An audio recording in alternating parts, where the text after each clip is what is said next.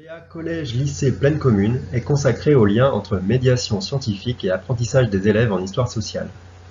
Il rassemble des enseignants d'histoire-géographie et un professeur documentaliste du collège Jean Lurçat de Saint-Denis et du lycée Le Corbusier d'Aubervilliers, ainsi que des chercheuses des INSPE de Nantes et de Créteil et du LARA de Lyon 2. Notre Léa est née d'un projet d'exposition porté par l'AMULOP, dont plusieurs membres du Léa font partie. L'AMULOP est une association fondée en 2014 dont l'objectif est de créer un musée du logement populaire en banlieue parisienne. Une exposition de préfiguration est prévue pendant l'année scolaire 2021-2022 à la Cité des 800 logements d'Aubervilliers. C'est en réfléchissant aux médiations en direction des publics scolaires que les membres de l'association ont eu l'idée de lancer une recherche-action dans des établissements du territoire. Notre projet de recherche se fonde sur un ensemble de constats. Le premier constat est celui d'un prisme stéréotypé, plus ou moins consciemment imposé par les programmes scolaires, à l'étude des territoires de banlieue, des classes populaires et de leurs dimensions multiculturelles. Chez les élèves de banlieue populaire, ce prisme favorise une distance très forte entre l'histoire scolaire nationale et les histoires individuelles locales, notamment migratoires, au risque de faire obstacle à leurs apprentissages en histoire. Ces premières observations croisent un constat plus général sur les pratiques pédagogiques au sein des musées et des expositions d'histoire. On remarque une difficulté des enseignants comme des institutions visitées à construire des supports didactiques qui articulent les enjeux de savoir scolaire et les enjeux scientifiques des savoirs historiques exposés. Notre Léa veut mettre au travail 3 hypothèses.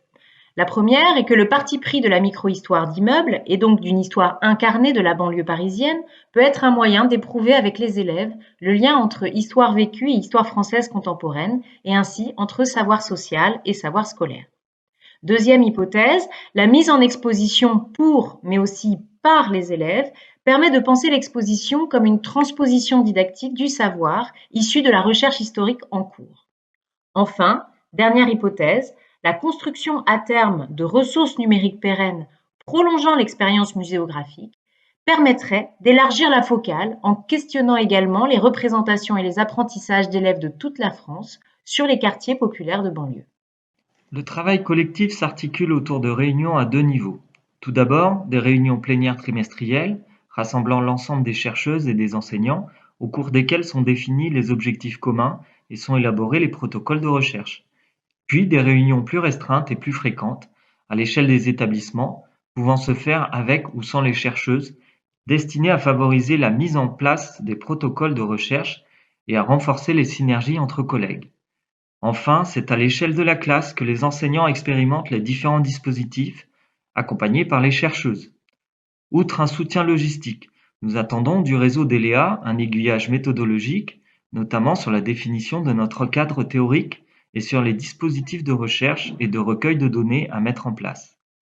Nous attendons également les temps de rencontre et les séminaires prévus afin de pouvoir partager nos recherches et les soumettre à la discussion, mais aussi découvrir les travaux des autres Léa.